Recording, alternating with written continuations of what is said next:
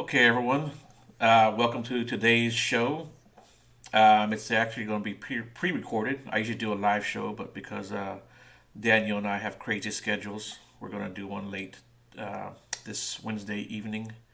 But hope everyone enjoys it. I'm sure you will.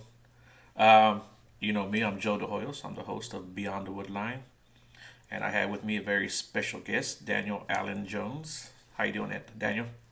Hey Joe, glad to be here. It's nice to be here on your show. I mean, it's a really great opportunity to connect with you, and like we said before, the show probably cross paths at some point. So Yeah. yeah, looking Yeah, forward to man. it. We were talking about that, and man, it's a shame we didn't meet. I would have loved to have met you, man. At that time, especially the one in Huntsville, the show in Huntsville. I just like that show so much. It's a bunch of good people. A lot of people show up, and uh, I guess we got some common friends with Ann and Big Dog. I know you did their show, and those two guys are they're a couple characters. For sure. Yeah. Yeah, I think it's a really like interconnected community of people like family, and it's cool to see how a lot of these different local events kind of function and work together, and you have a lot of crossover between even different subjects of what people are interested in. So I think that's a great part of being able to get together and have a physical opportunity. And this year's been challenging, but if you went to the one in Huntsville, yeah, it was great to see. Like, um, you basically have uh, an opportunity to connect with a lot of really interesting people involved with the research and the experiences behind a very curious subject that a lot of people don't really, take very seriously. But I think that the more we have an opportunity to acknowledge it and give it a platform, an opportunity to be more acknowledged, it's an opportunity for more awareness. So it's great to have an opportunity for people to meet Bob Gimlin, like you probably did when you were Yeah. there. Yeah. Yeah, man, I sure did. I got a chance to take a picture with him too. So that was like the highlight of my Bigfoot career, I guess you could say. But yeah, and you mentioned like kind of like it's almost like a family atmosphere, I guess. And that's one thing I tell so many people that because of this crazy little genre that we're involved in, with the cryptids and UFO and the paranormal. I've met people that I've never would have met, and made friendships that I'm sure will last forever. Me and Big Dog. I mean, I've hung out with him. I've got to ride in the Yeti, his big truck. Uh, his cousin Lupe. And Oh yeah. just just so many people that I would have never met, and I'm so glad that I've that I can call them friends now. I think in some ways this community brings a lot of people together, and I guess in the end, it that's all that matters. But Yeah, I mean, I yeah, think it's really important to be able to have that supportive network of people who you can feel connected with, and it's great to be able to see how involved and active a lot of people are in and the different communities that we work within. So I'm really appreciative that you're doing like this show, for instance, being able to host different subjects and explore areas that maybe you won't be able to experience or see on like the news or the mainstream media. So it's great to be able to have people share an experience or information research that is different than what you might be able to see in other ways that are conventional. So thanks to you, Joe, for this opportunity. yeah, man. Of course, and I know you do the same thing. You have your own show, um, but tell us what actually got you involved with all this, the strange and the unknown. Sure. Yeah. Well, I think as a child, I had always been fascinated with different ideas and theories and different concepts regarding the unusual and the unknown, whether it was strange creatures or aliens to, just different kinds of abilities and understanding of reality that isn't necessarily conventional. But I'd say about for the last 10 years, I've done more of an intensive research into specific categories of what I would say are some form of anomalous phenomena, whether it's UFOs, um, strange encounters, and historical anomalies, and in a variety of different uh, capacities, which we could, understand through, I think, a scientific lens that helps us to see what the real possibilities actually are. So throughout that time, I've been able to, look to see how I can be more involved in doing so. I've connected with a lot of people involved in the research and experiences behind many things. And so I'd say, since about 2010 and forward, I had been able to connect with different groups around the area that offered basically different events and meeting opportunities to have presentations and speakers, and this was an opportunity to be able to connect with other individuals who are like-minded in a sociable way that allows further uh, I would say uh, your ability to network in a manner that allows to develop a certain aspect of what you're studying in a way that you can congregate with other people over a subject which is otherwise deemed, not very serious, or something that is more lofty. And when you talk about something like the study of Bigfoot or Sasquatch or cryptozoology or things of that nature, I think what's interesting is that a lot of people might not really understand a lot about those subjects, and what's shown me is that there is a lot of work that we can do within these sort of foggy gray areas, this mysterious areas of reality that challenge us to understand more about our world and what lies beyond. So um, it's been an interesting journey since I was probably in my early 20s to now, which I'm 31, and throughout that course, have developed a production of videos and series of interviews and things on a wide variety of subjects that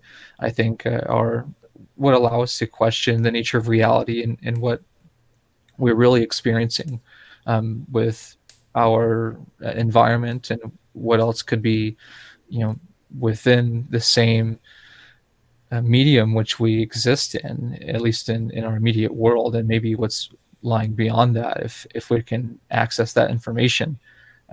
Maybe there are ways that we can find out or be able to do so in various capacities. So throughout that course, I've decided to develop a particular um, publication dedicated to that inquest of looking into various degrees of what I would refer to as anomalous phenomena, whether it is cryptozoology or ufology or some kind of parapsychological ability or instance, historical anomalies, and things that really challenge the grand scope of what is considered um, to be true, or in nature, some kind of uh, unknown instance of our reality that challenges us as a culture to evolve or develop further in our understanding of what is happening here. And I think that it can really help to be grounded with something when it looks and when you just, let's say, take a look at cryptozoology and the study of Bigfoot and all of these things that deal with more animal based mysteries. And I think that it helps to have physical sciences as a um, adaptive lens to apply when you look at something like this, in a way that a lot of these encounters we may be able to understand in a more um, anthropological and zoological way that it could lend us more insight as to what we could be dealing with in a wide variety of ways that are um, natural and maybe not like supernatural in any way, but there are the components where if things don't fall within a particular um, normal aspect of reality, then we might filter that out, and then do something to challenge, what we understand as far as what's accepted as normal. So we throw that into this realm of paranormal, and that really kind of is an umbrella term for a wide variety of mysterious um, instances of function and connection. So I think it's something that we're beginning to understand in a lot of ways. I think there are a lot of people who do have an understanding of many of these things, but it may be difficult to attempt to express how we really get into a a more objective understanding of certain strange qualities of our world, because like UFOs, for instance, are very um, is just basically an unknown object. It could be anything. To one person, it might be, something totally different. So it's a very ambiguous area of study, and as it is with something like cryptozoology, it can be very ambiguous to say what exactly it may consist of, and it can be something that some people consider there's crossover. And I think that depending on how you relate different concepts, it's something that I think you still have to go with what is factually available. And I think that it's important to see how we can develop scientifically a more deepened understanding of what reality really consists of, and if there are ways to adapt to what would otherwise be currently unknown phenomena, that it helps to further advance our understanding if we find or detect our ability to discover those things. So that's something that I'm working on as a publication right now. And a lot of the videos that I've published are sort of a um, way to connect many of those different areas together. So where can people find the stuff that you've published or the videos or interviews that you've conducted? Well, those are on my YouTube channel. It's The Vortex. You can just do youtube.com/The Vortex Okay. and the number one. Okay. And Cool. uh, it's got, probably way more than uh, that are available on there still on backlog. So those are being followed away to be published soon. But Okay. there's a lot to work on. But yeah, I think that it's something that pretty much anyone with a computer or mobile device can watch just on Cool. YouTube as The Vortex, and you can search my name on there as well, and different interviews, and things will come up to probably connect. And I have a lot of presentations, which I'm not even a part of at all, that are just of various lectures uh, and talks and things that are presentations at other events, and such as the ones from the Southeast Texas Bigfoot conferences and the Texas Bigfoot conferences as well as many other events. And then I've done on site, like on location productions as well, to just be able to develop an experience of what being in a particular location actually is like. And I think it's an interesting experience to be able to actually immerse yourself within an environment, and allow it to be something tangible that you can share. So media's given us an opportunity like what we're doing here, which is great, to be able to have a show like what you're doing, Joe. So I mean, this is a great opportunity to really think about how we can use it productively and share and connect and make more of our community aware that there's opportunity to further our education. Right.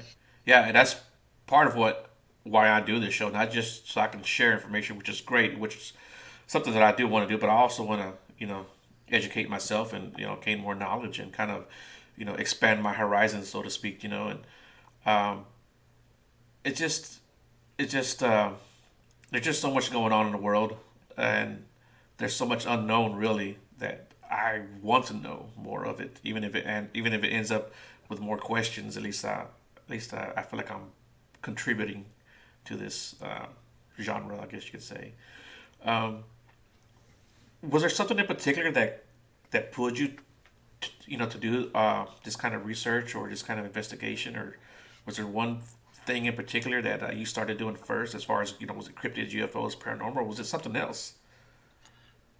Well, I guess strangely, it wasn't a particular instance. I wouldn't say that it's something that um, you have a lot of people who are considered experiencers or who have had an encounter of some sort, and I don't make any claim to have had like um, a cryptid encounter or anything such as that. I mean, I've seen some strange objects in the sky. I don't really make anything too much of a point out of that, but I mean, I have seen things like I have seen the Marfa lights, which are interesting. Hmm. So I don't know what that is, but I have some ideas of, and know what some other people think about things like that. But I think that for myself, it's been, something as a child growing up with different concepts seeming sort of, you know, naturally intriguing through a lot of media and cinema and things that allowed to fathom different worlds and creatures and things. It was already sort of um, a trait that I had appeal for. So to consider the possibility of real um, things like strange objects in the sky, UFOs, or alien creatures, or strange paranormal entities or beings. Of course, that's going to be something that intrigued me, but I think that um, it's been something that I find in the last decade I've taken a more serious approach to, as far as researching and really investing in the literature that is out about many of these different mysterious areas that I had an opportunity to connect with a group of people who would gather and be able to congregate over different subjects like this and be able to provide a way for there to be sort of an active development of how this sort of these concepts can be disseminated into otherwise like um, the general culture or population within the immediate area. So I was interested in sort of being more involved in the different events going on, and that like you said earlier, lets you connect to different people and just finding understanding the people that I've been able to connect with in a way that have had immense incredible experiences that range from um, you know deeply um, disturbing encounters to extremely uh, curious types of experiences that just have all kinds of different things regarding strange creatures and uh, encounters of strange objects in the sky or an alien, allegedly, an alien being, just different things that I think are an immense part of the curiosity that drives what makes us wonder, like, what's really out there, what's really going on, and do these things have a sort of objective form of what's something we're perceiving as individual manifestations, or is this more of something that involves our own psychological input and develops a reflection of what that could possibly be? And I think that is something that drives my curiosity more. I mean, I think that discovering certain qualities of our reality, like potential non-human intelligences that are out in whatever form, is a worthwhile pursuit of our scientific efforts. So to me, it's interesting to see how we can understand something behind the nature, not just of our reality, but how these mysterious encounters are affected by that, and what that really means for us. If there is something that really is more deep seated than just the sort of flesh and blood aspects of various encounters, then it makes us wonder like how this really plays into our known natural world. So that's really interesting to me, and I think a lot of people naturally. So whether it kind of touches upon people being religious or have a more religious or even biblical inclination to their viewpoint or if it's something more developed in whatever other way. There's a whole spectrum of how people understand things, and I think that some people on some ends may demonize the idea of UFOs and aliens and say that it's all demonic, it's all Right. evil, it's something that you just shouldn't talk about or do anything with at all. And say may go for like other things as well, which is, I think, to me, is a bit odd. I would suspect, even if that were the case, to really wonder why not have a better understanding of it anyway. I think if it's that much of a matter of significance, that it's like, why not attempt to pursue some better understanding to further our idea or something to be able to know that. And I think that it's allowed me to think about how we connect as a culture and our understanding of these different types of phenomena in a way that can really challenge us and become um, a difficult way for us to be able to see how we can function together, or if it stratifies us. Some understandings stratify people. Some people don't like to incorporate various ideas of something like Bigfoot with other more metaphysical concepts, and that's an interesting notion that is challenging, because if someone actually had a genuine experience, which would, let's say, constitute that sort of occurrence happening, then for other people to just be dismissive because of a non-belief in something or a disbelief, it really can obstruct their ability to make sense of their experience in a way that they can justify and feel comfortable, like having integrity, even sharing about it if they got to that point. And we have to remember that a lot of these different types of things and these fields of study are there because of people's personal testimony that they were Right. willing to share. And that's something that I think is incredible, because just consider all the things that we don't get to hear about from people who never came forward or never gave the opportunity to say an incredible experience that otherwise could be life changing for a lot of people. And I think that it's important that people can feel safe in doing so. What I've found in the um, way that I appreciate having the opportunity to connect within the community of people who are open minded and open hearted enough to be able to connect together in a constructive way, regardless of like particular vantage points, unless it's something that I've seen is a really difficult, adverse part of an inner society of people. Like, as you may already know, there are a lot of different ideas, even in the Bigfoot field, of what's going on. And some people think this and some people think that. And, it's like a very stratified type of community. And the interesting part is that some things do connect, other people together regardless of that. And it's to bring awareness, I think, overall for the greater good of um, the understanding that this is something that has drawn a lot of people together in a way to better our world, and our understanding that not just we're discovering something new, but how do we adapt to that. I think that there's a lot of shock value on the immediate or initial discovery of some of these things. Like, the idea is, if you, let's say that the government just came out and declares Bigfoot's out there, Right.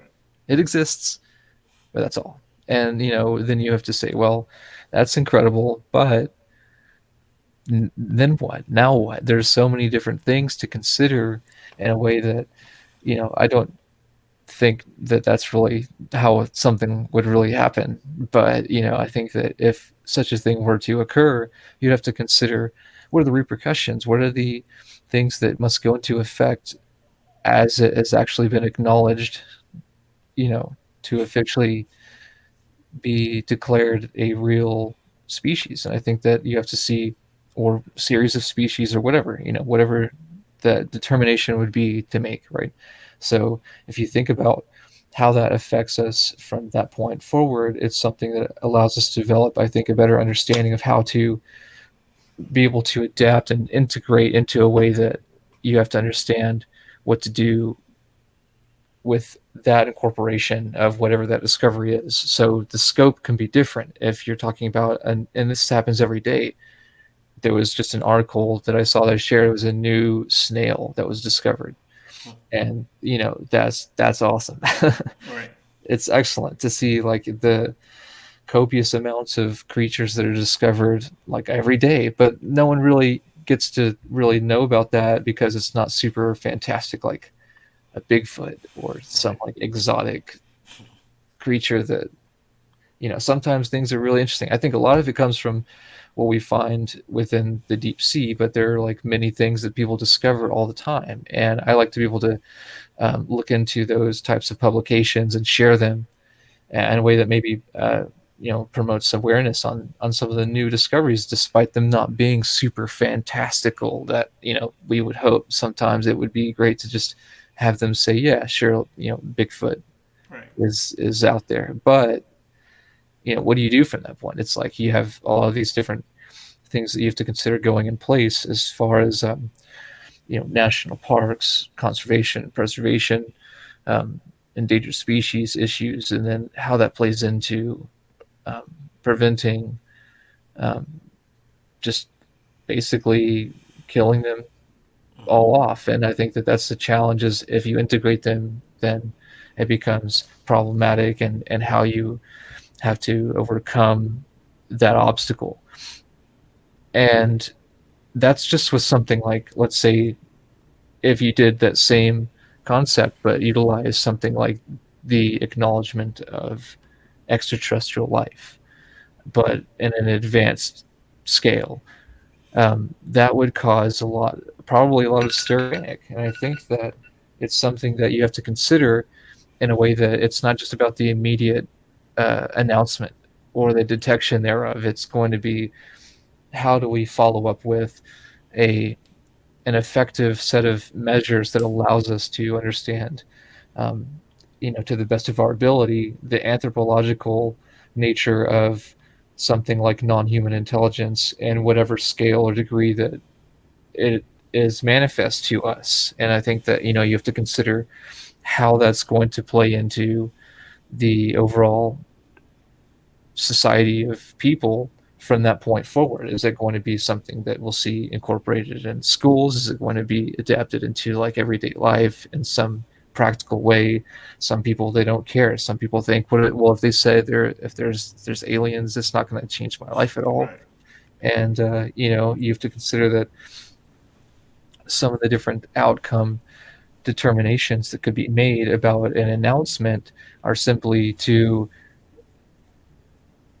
initiate some sort of social conditioning for an event. And so Hmm. when that occurs, you understand that they're getting ready for something to, take place, or whatever it may be. And in that case, it's interesting to see that in recent years, since late around this time, in 2017, the New York Times released the Pentagon revealing its UFO investigation program, ATIP, Hmm. which is the Advanced Aerospace Threat Identification Program.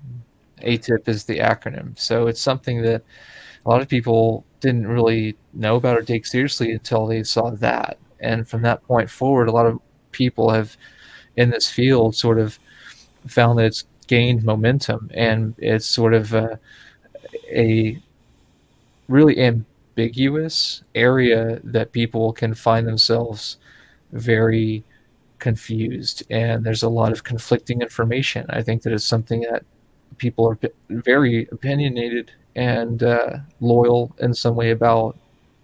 It's an interesting area, and I think it's very similar to what you see as far as the culture of a lot of people in the same arena in cryptozoological terms. It can be very um, religious almost in some way, where you have people who are um, adamant about certain qualities of something or belief. And I think that it's really something you find as um, a way to understand a situation through adapting to a part of reality that you seem connected to in some way. And I feel like, our reality is tangible enough for us to interact in such a way to where people do feel connected with something that, can be unexplainable, and maybe only understanding enough for them to be able to have that.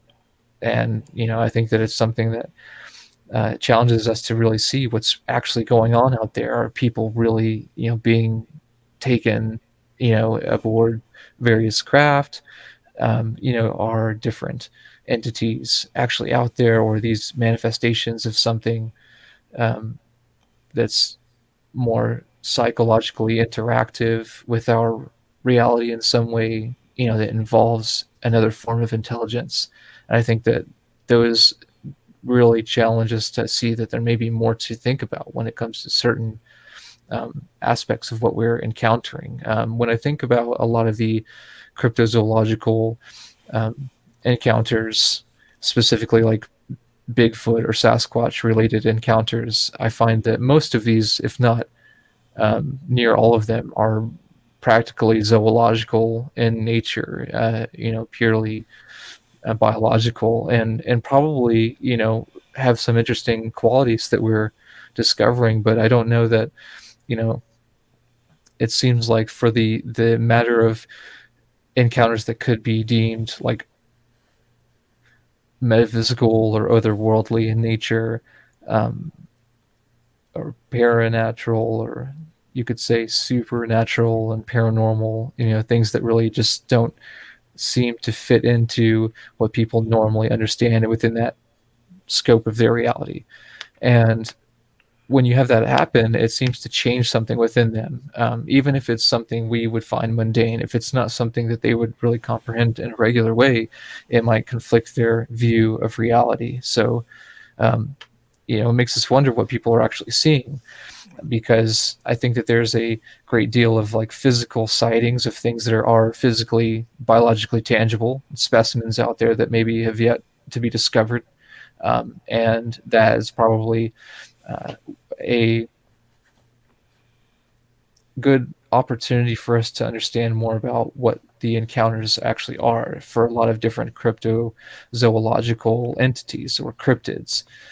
So I'm sure that you've probably, knowing Big Dog and Lupe and a lot of these guys, and coming to the events, have been, looking into a lot of these different Bigfoot type reports and things, especially, here in Texas. There are a lot of different things that I think people don't know about Right. with Texas, and one of them is that Bigfoot apparently is everywhere in Texas.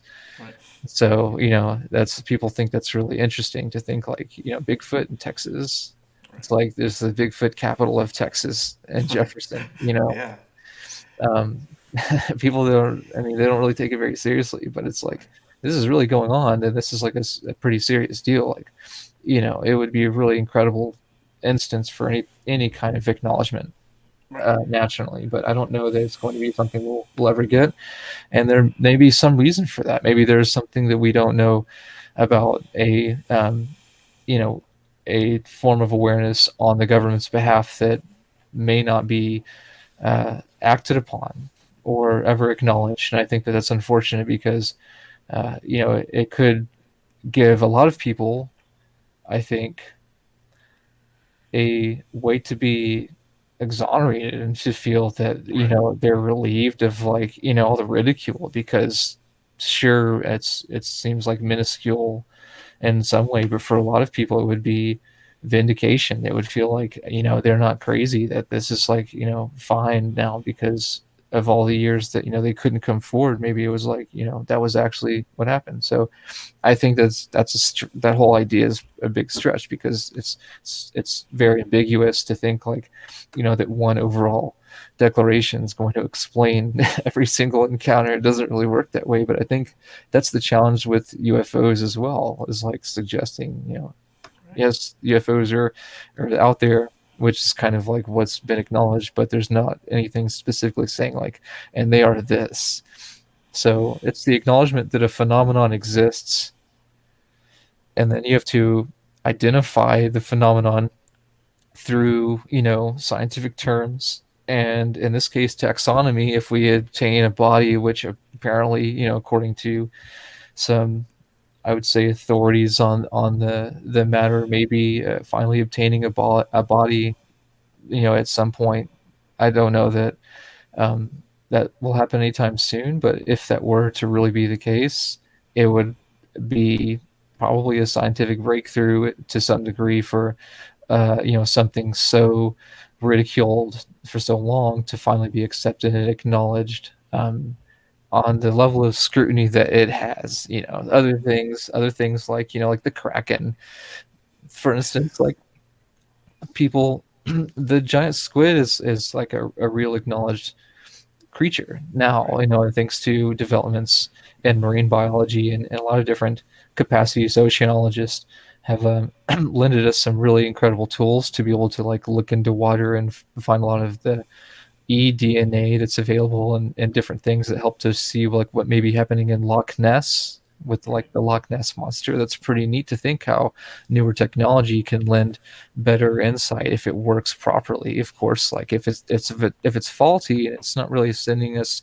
good information, then that can be challenging. But if we are getting something that's like tangible about DNA approximation within one given body of water, that might show us, okay, here are all the different creatures that are like available, that are um, apt to be something within that environment. And I think that if you apply that same method archaeologically within other platforms, or if in some sense you can see, okay, what may exist, and you can detect other possible entities, such as places in the Congo, which is a really interesting area within the world that seems to be very dense in a jungle, and new species are there, and it's our newly discovered species. Not necessarily that the species itself is new, but it's just not Right. known to us currently. And so there are many things like that that are discovered all the time. If we were able to find how something like Bigfoot could be acknowledged, it would be a really subtle, I think, indication, because it's already something very challenging to approach. And I don't know that the government has had much um, of a open uh, form of addressing the phenomenon and any like real capacity in a long time. And so it makes one wonder where they stand on it, and what are we doing to make this subject or area of study more credible. And so I know a lot of people look up to some of the academics who are out there, and you have people like Dr. Jeffrey Meldrum, who's professor of anatomy and anthropology at Idaho. And I was fortunate enough to have met him a few times and got to interview him on the nature of cryptozoology, and just inquiring about how something that is within the breadth of inquiry involving the unknown, but to what extent we're just having to go with what we discover, what we may see through context, is opportunity for the possibility of that existence. So if it has good qualities of resources and has the ability to host such creatures, then we can find good probability for their existence. And it may be challenging to think about how some of that actually happens for things that we don't understand biologically, that some form of advanced physiology actually may be present in some of these entities that we don't understand. And how far does that connect into our understanding of genetics, and if the um, understanding of advanced genetics in the scope of something that would be beyond us, even if it were something like an alien species, Right. how their genetics would compare to ours, if they're similar at all or if they're completely different, and if there's any relation, and if the idea of humanoid beings, which is what is often um,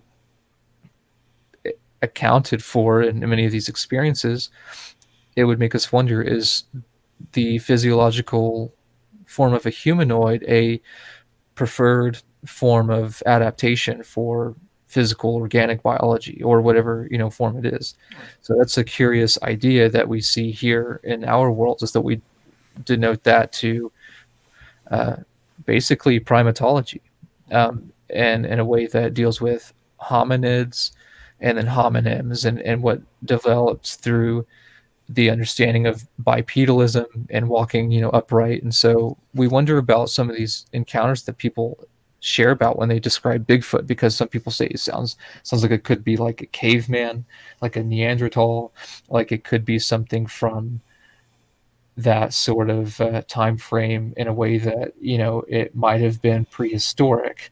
And you have things that lean toward the scope of it being more or less native, or having some extreme uh, ethnic quality. Maybe it's something about the face structure that is pronounced, or various forms or parts on their body that are formed in such a way that are described as being almost surreal. And it's something that you wonder about the proportions of some of the entities or creatures described in these encounters, because a lot of people consider that Patty in the Patterson Gimlin film, which if, as you remember, Bob Gimlin talking about his experience with encountering Patty down there in Bluff Creek in 1967. They went out with Roger Patterson, and they basically got video of this thing. And one of the most studied pieces of cinema in all of history, Right. you Right. know, Right. comparable to the JFK sequence. So Right. when you think about how that social connection has affected reality, that one little iconic pose, this thing right here, you Right. see that, Yeah. you know, Yeah. frame 352, that, walking movement, people see that and they immediately know what it is. I mean, or they at least know what it's like referring to. Yeah. It's kind of like, it may be kind of different in other places, but some people might know or have heard the word or place Roswell and might immediately associate it to like aliens or UFOs, but might have like no idea really why. But there's just sort of a cultural concept that has endured into modern times through pop culture, and not necessarily that it has diminished through scientific inquiry by various people and citizen scientists and citizen journalists, and people who have just been working on developing a better understanding of some of these areas. It's interesting to see how, when you have this happen, it gives you a more, I think, refined and developed lens of perception in order to ascertain the best information. And if you're interviewing a witness, or you have to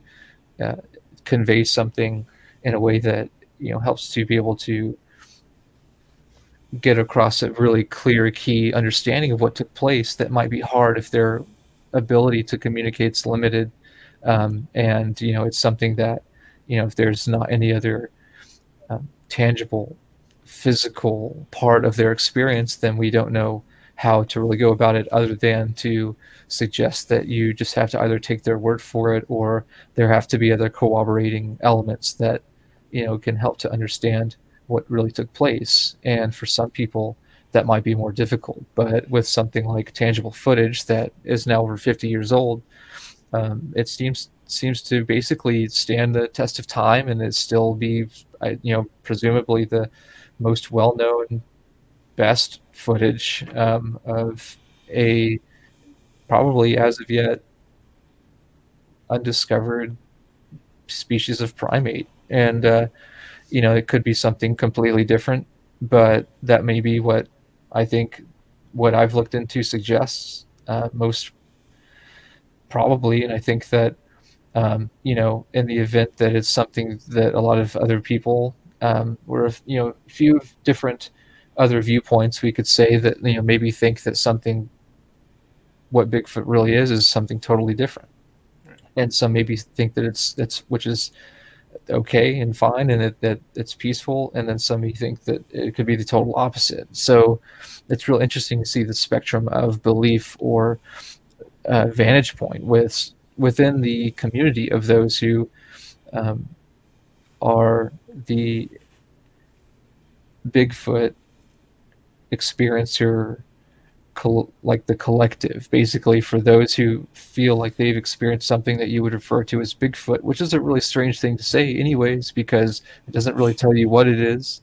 It's just a word we've adapted through media since the 50s to tag onto a big, like, hairy, strange man, like hate ape man, maybe. Like, it's not really very clear, so we use this term Bigfoot. Some people say Sasquatch, but it's like, you know, it's like, what kind of visions do you conjure up when someone says Sasquatch? Everyone's going to think of something generally just big and hairy, like, they might not, they might think about, oh, I saw like a thing on that or something, but like, it's very ambiguous. So it's not really, I think, that easily explained away by saying like one thing exists or one thing doesn't exist. So you could have a variety of species or subspecies Right. that may be part of our uh, immediate vicinity in some ways, but just have always eluded us. And that's so curious, is that there could be some other aspect as to why we haven't really been able to acknowledge something like the existence of what we call Bigfoot or Sasquatch. And I think that, in doing so, a lot of things might change, more than people realize. And I've asked people in interviews about how that affects our understanding, and if it does in any way, and what kind of role the government plays.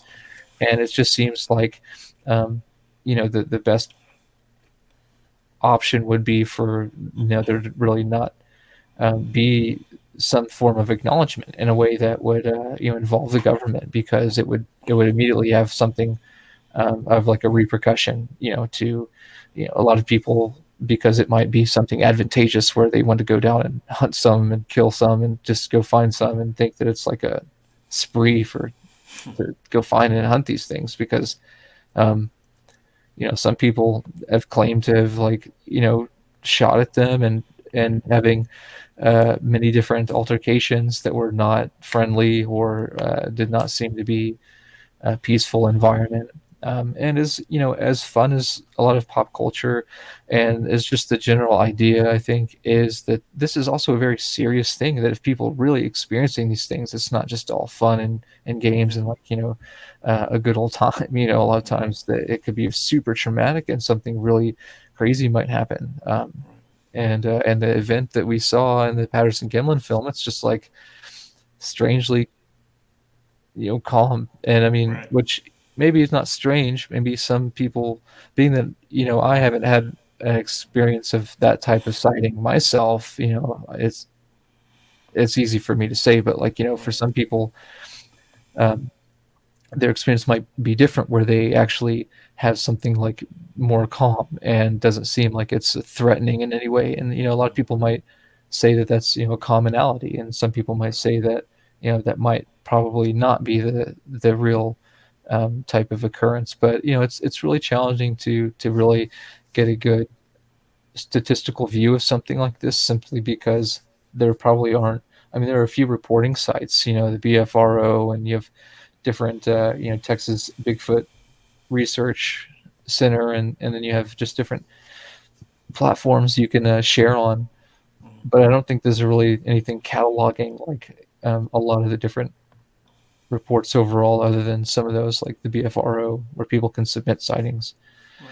Right. So that's a challenge for us overall, because, a lot of those, it makes you wonder if anything's actually being submitted to um, anyone with any sort of uh, reputable status within, the academic community, who can say, there's enough to really bring this forward, and actually do something about it. So, I think that it could potentially happen for us, but I don't know that it would really make a big impact, other than just to, rustle some things up, and cause a lot of issues with natural parks, or national parks rather, and then, state parks probably have, things they have to be involved with as well. So, having gone to a lot of these different places, it makes one wonder, because of a lot of the different cases, a lot of the different encounters that are shared by people within the regions, even within our surrounding areas. Here in Texas, you have what is it, the Texarkana-Homa Yeah, intersecting yeah, there you states, go. whatever it is, Texas, Louisiana, Arkansas, and Oklahoma. And Right, see, that whole region isn't apparently like a hotbed. I mean, it's a right, very large area, but people really seem to report a lot of activity within that region of those connective states. And I think that's something that a lot of people don't realize, even in the general public. They really, really probably bat an eye about something like that. But it might be interesting to consider that if more awareness was brought to this in a serious, credible way, I think it would lend some opportunity for there to be more widely accepted and less ridiculed research done in a practical, effective, controlled way that is and hopefully in some form um, demonstrable to duplicate and in like a maybe not like a regular pattern that people would consider, but being able to understand something about a particular phenomenon that has evaded us for a long time, like something like Bigfoot, and being able to finally come forward and say, this is what we're dealing with, and here's what we can do from here, and an effective way. I think a lot of people would laugh at that idea, but I'd like to think that maybe by the time we get to that point, that there would be hope for like, complete reintegration of how things like that in society could be um, more refined and a productive way that isn't going to be, um, you know, we're having to still worry about, the survival of their species or something, or people having to hunt them down, or there just not being enough to where we don't have any good opportunities to acknowledge them in a safe way that's not threatening to them, because that's the challenge is how is there going to be an interface. So right, I think that it's interesting to consider how do we interface with this phenomenon.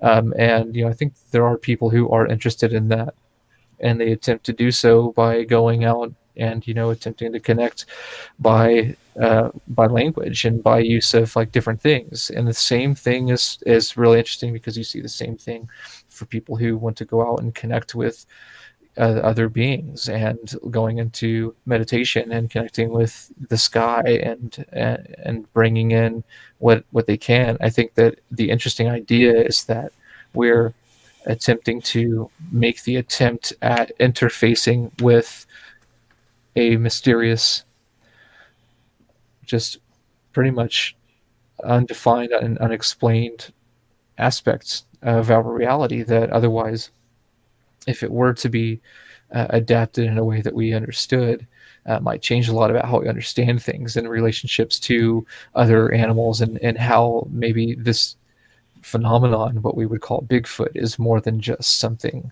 of one species.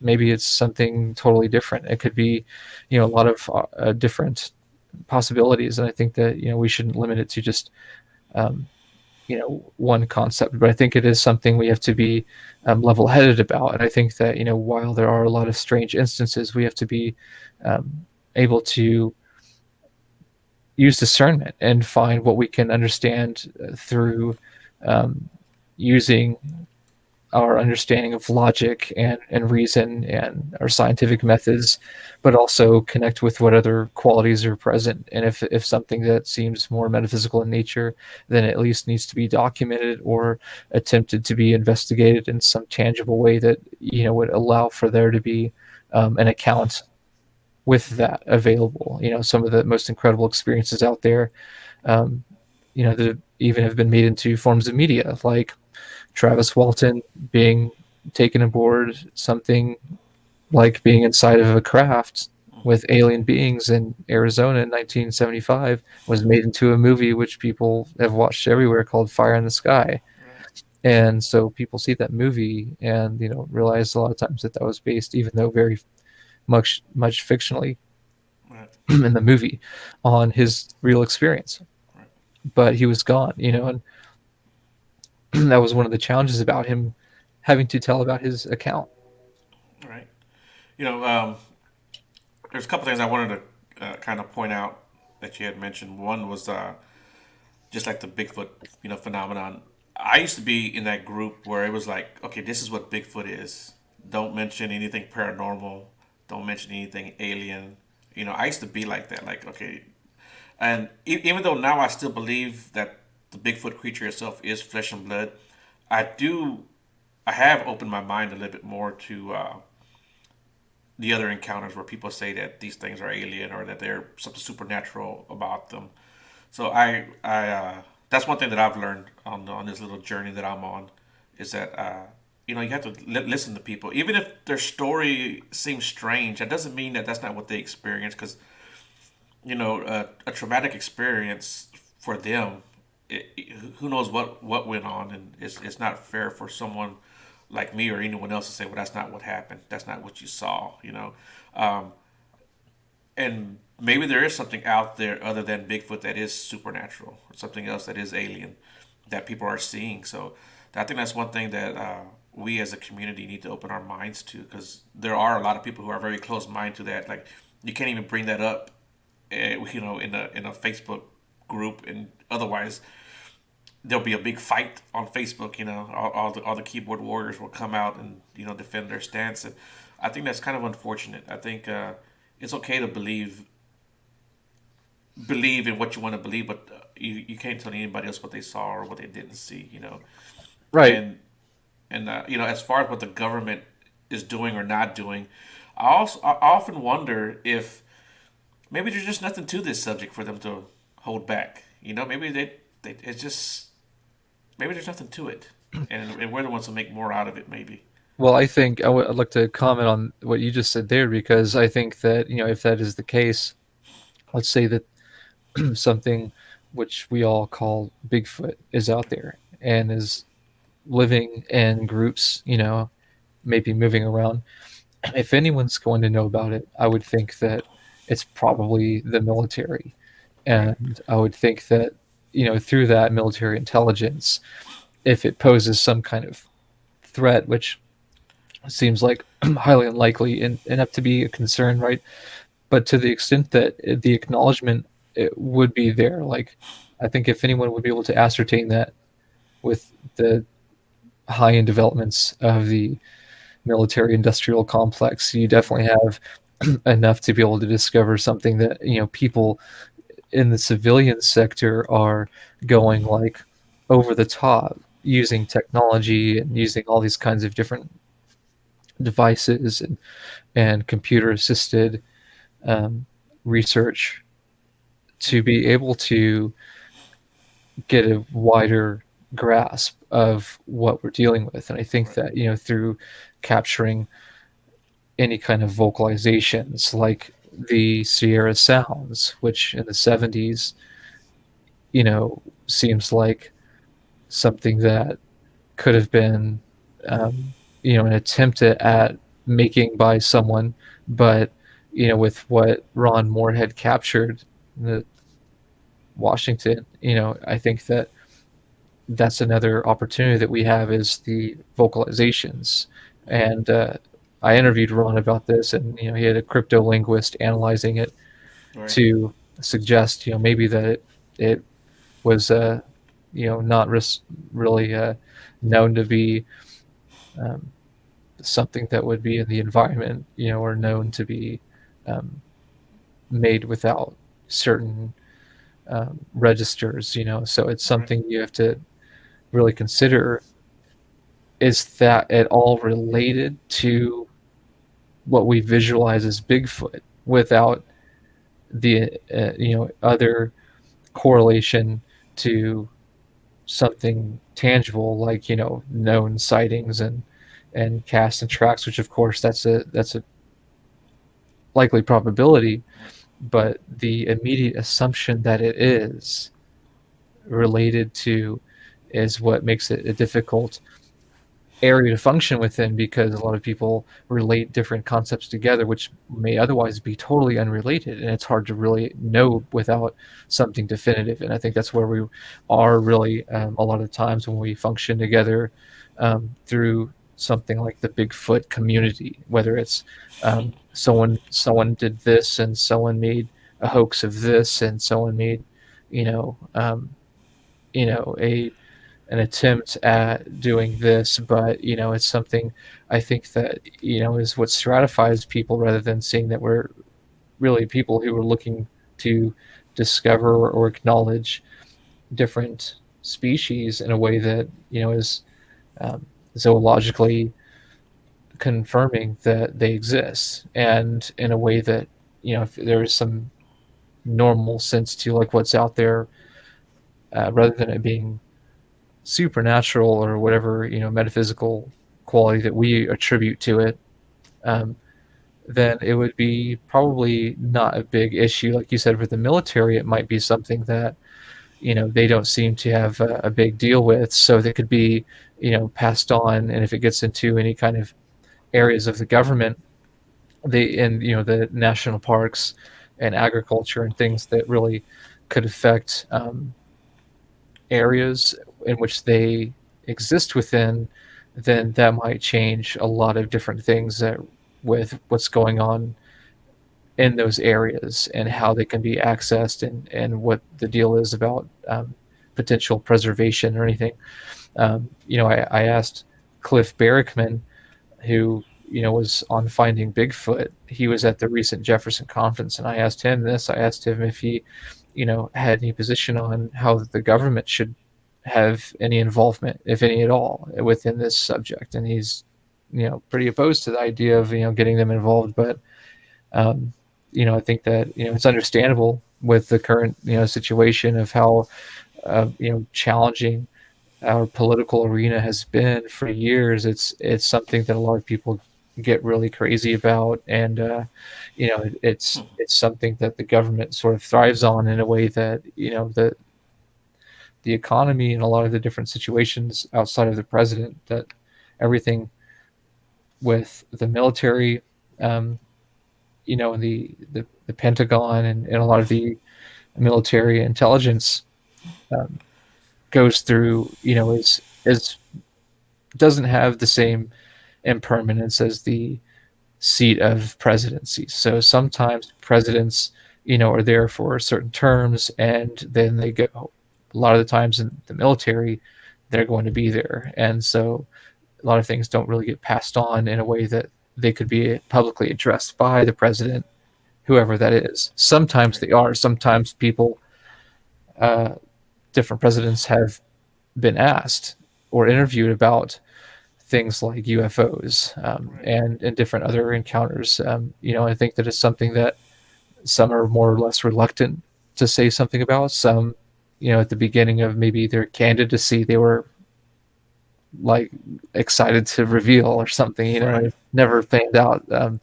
So it's really interesting to see, a lot of people who have gone out of their way to, in a public seat or position, like an official seat, have come forward and actually, done something to acknowledge or to see about, taking action toward whatever, is taking place. So whether it's acknowledgement of like um, UAP, which is what the government is now or has now been referring to as UFOs, that UAP is an identified aerial phenomenon. So um, you have a lot of different things occurring now that are really involving that on a public level, with the government interfacing with the um, you know population, at least here in the U.S. So I think it's interesting to see if any role as far as Bigfoot would be acknowledged with the government or military. I don't know that it would ignite a lot of conflict, but it probably wouldn't. It would probably be pretty underwhelming. I know it would be great if we could take some more conservational um, opportunities to where we're not having to immediately like throw them in zoos and everything. Like I think that would be terrible to like Yeah. have to relocate them and put them in some kind of containment facility. That would be pretty messed up. But I think that there are a lot of already conflicting issues that are the reason why we don't have any immediate mutual interface with these creatures. And I think that that should say something, is because there's a good reason why we haven't been able to accomplish that openly. I think in modern. Well, I mean, I think that some people probably have. Some people have probably had a peaceful encounter, and for them, great. Maybe it wasn't peaceful, but it was, for them, the acknowledgement.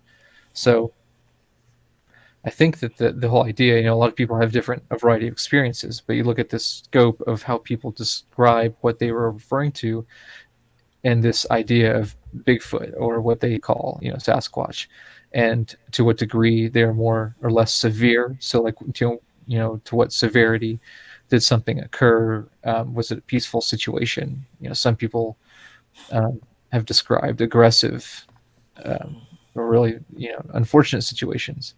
So it's hard to say exactly if what they're describing are really the same thing. And I think that the better we look at the opportunity for our ability to acknowledge what we're experiencing out in, um, not just the woods, of course, but as your show is called, beyond the wood line. Get out beyond there and see, like, maybe there's more to what we're experiencing Right. that's not just Bigfoot related, but has a lot to do with our immediate environment too. Okay. Yeah. Yeah. You're kind of segueing into a pretty good ending there. I was going to ask you, uh, what kind of advice would you have for people who are trying to investigate or trying to research the unknown, or what would you tell these people?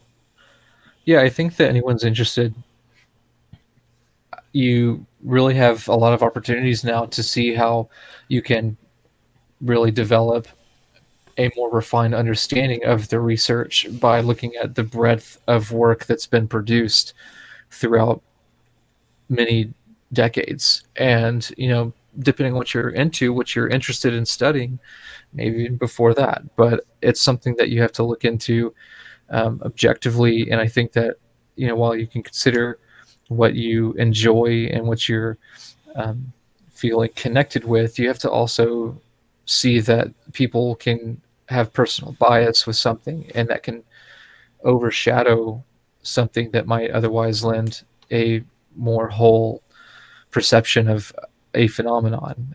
So, like we said earlier, some people, they think that something like Bigfoot is fine, and that it's peaceful and there's nothing wrong with it. And some people think that they could be demons. Like, Right. it's really curious to suggest that somehow that makes sense. But if that were the if then that's even more weird than before, and I would be think like, wow, well, then we really need to know what's going on. So, that's I mean, I don't think that a lot of people consider it that way, but it's really interesting to me that the things that seem to repel us also can propel us forward in a way that, if they keep us held back, it can obstruct our progress in developing a better connection with reality, and adapting to that. So as we develop further in our technology, I think that we're going to experience a lot of these things. And it may be through computer assisted technologies and AI assisted technologies, where we're actually using forms of artificial intelligence to obtain information about particular instances of an event, where if it was biological in nature, or if it had something that could be um, taken through DNA or different chemical testing, or signatures. I think that a lot of things that we have not really known about for a long time could be understood in a much different way now that we have these technologies available to us.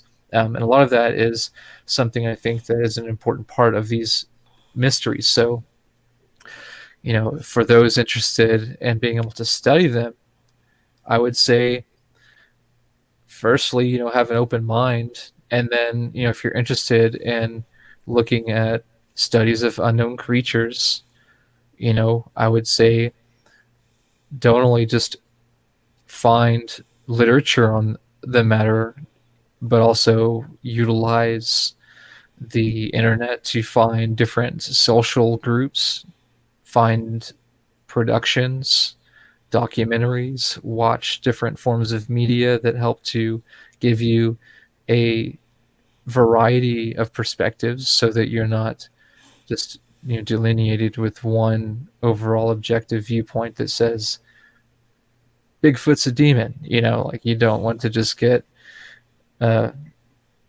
tunnel vision into one area. I think that, I think, a lot of people are get really, there's a lot of loyalty in many of these different communities. And I think that, that can be challenging whenever, something is being called to action, or there's something being questioned as far as legitimacy or authenticity.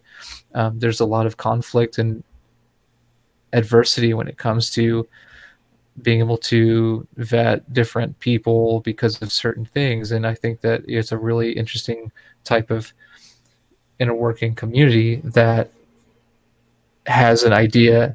So if you feel like you can connect with your community through going to events and finding people who are in your immediate area who know about these types of things, seek out your local community. And I think that's a really important part is, you know, researching the subjects you can with what literature and online information you have, as well as media and videos, things like documentaries or whatever audible forms you can, check out as well. Go try to see what's in your immediate area, meet people, go to groups, go to locations, try to actually go out and explore nature, just observe, go out, be cautious, be aware, don't be naive. It's not impossible to have something incredible happen. So, just use your discernment and take in what you can. Go explore, and don't just believe what you read and see and watch, but experience for yourself. If you're interested, you can gauge what you are connecting with based upon material that's out there with books and everything and videos. But go to physical meetings when we can, that time allows us to actually have nice gatherings again. I think it's important to see that we have those options available in our immediate community, so that people have that. Talk to their friends, talk to their family, not be ridiculed, not be laughed or mocked because you want to engage about something openly in a way that is curious and is serious at the same time, but also, is welcoming and friendly in a peaceful environment, but also is acknowledging that there's not just, a peaceful aspect to what we're dealing with, that it is a, challenging issue with real things that we can't be naive to. So I think that it's important that we come with a mature, developed approach, and, you know, seeing how we can take this on in a practical way, in an effective way, using technology and natural resources, and doing something to make sure that we can um, just respect any acknowledged creatures that we come in contact with, which we do every day. So if it happens to be Bigfoot, or whatever we call Bigfoot, then awesome. Let's make that happen in a good, productive, safe and healthy way that gives us an opportunity to advance further with that species, if we can, so that we're not dominating it and it's not going to die off, or something isn't going to assimilate it and its culture, and to genocide or something. Right. So we need to make sure that we move forward constructively together as a collective world, even though we might always not always have like interface all the time. Maybe it's something we want to avoid after we acknowledge it. So it could be hard to say, but there are a lot of things I think can go into place once we have the scientific side more involved in a serious acknowledging way, and through that I think you will have a better uh, form of awareness on the behalf of the general community. So, having shows like this get us connected with more people. So, Joe, I appreciate, the opportunity to be able to connect and, get an opportunity to, do something that I think is helpful in these areas. So you're doing a great job of that here yourself too. Yeah, and thank you for joining too, man. And give out your information one more time, where people can find your all your stuff that you've. Yeah, well, you can find me on social media like Facebook or Instagram, Daniel Allen Jones. And you can also go to my production website, which is the vortex dot online, and or you can just go to youtube.com/the vortex one. And you can watch all the videos and stuff, and there's a Facebook and stuff for that too. But I enjoy being able to see how we can further explore some of these mysteries collectively. I think it's the only way we can really make sense of how to move forward, and the integrative step of once we detect those interesting mysteries of reality, then we have to go forward and say, all right, how do we make this work, and how do we work with it together, in a safe and peaceful way that's non-threatening, and and not going to push us into the opposite direction. So hopefully, it's going to propel us forward. Cool. Well, all right, Daniel. Thank you for joining again, man. I really appreciate it, and everyone, I hope you guys enjoy this broadcast. I'm sure you will. There's a lot of good information, and Daniel, we got to have you back on again, buddy. Yeah, Joe, sounds great. I'm glad I could be here, and look forward to the next time.